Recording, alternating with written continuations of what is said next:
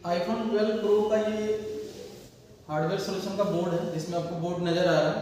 इसमें हम देखेंगे ये आरएफ बोर्ड है। इसमें हम ये देखेंगे कि जो हमारी नेटवर्क से रिलेटेड इंपॉर्टेंट आईसी, जैसे कि जो बेसबैंड आईसी है वो कौन सी है, कहाँ पे है। तो आपको ये 12 प्रो का जो ये बोर्ड है ना, ये क्वालकॉम बेस्ड दिखेगा। जैसे कि यहाँ पे आपको दिख रहा है क्वालकॉम का SDR लगा हुआ है। मैं आपको जूम करके थोड़ा सा दिखाता हूँ।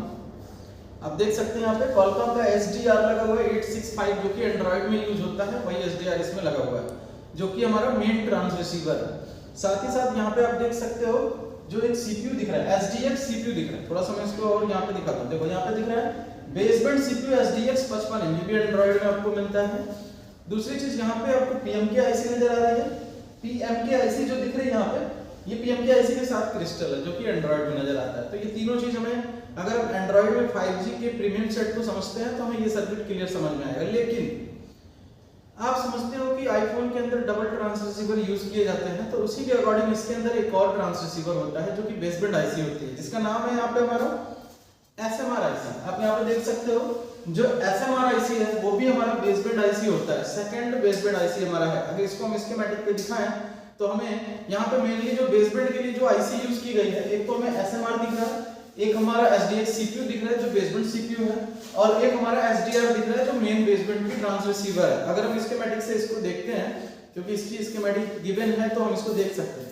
आप देख सकते हैं कि जो हमारा बेसबैंड CPU है उसका नंबर है UBBE, और जो हमारा SDR है उसका नंबर है USDR, और जो हमारा थर्ड दिख रहा है वो USMRE है, यहाँ पे दिख रहा है USMRE।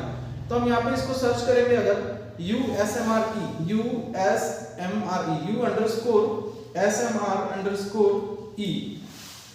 अब अगर हम इसको देखते हैं तो यहाँ पे आपको ये इसका ग्राउंड का पोर्शन दिख रहा है, ये इसका पावर का पोर्शन दिख रहा है। यहाँ पे इसको पूरी पावर दी जा रही है, जो कि इनपुट हो रही है। इसको डीप में हम लोग समझेंगे, आगे देखते हैं। तो ये इसके अंदर देखो आप एक्सो इन दिख रही है, जैसा कि ट्रांसरिसीवर के अंदर जो क्लॉक इन होती है ना, वैसा ही 38.4 मेगाहर्ट्ज की इनपुट हो रही है।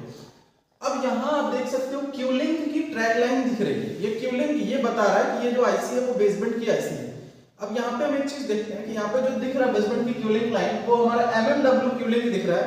अब अगर हम इसको कॉपी करके हम अगर सर्च करते हैं तो ये हमें जो ट्रैक दिख रहा है वो बेसबैंड CPU में दिख रहा है, ठीक है।